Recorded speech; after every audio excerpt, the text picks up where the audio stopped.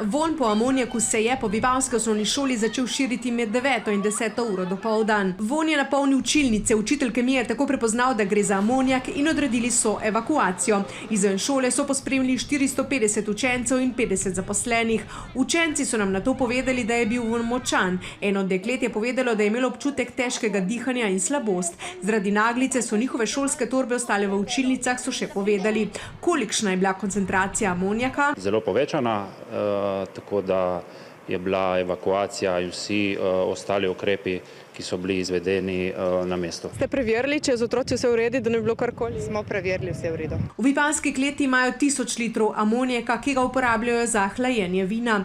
Nikoli doslej jim še ni uhajal. Amonijak ob stiku s kožo povzroči opekline, kar hude lahko poškoduje oči. Nevarnost pa je zaradi nizke koncentracije in tudi burje dokaj hitro minila. Jutri bo pouk v vipavski osnovni šoli potekal normalno, predtem bodo šolo dodatno prezračili.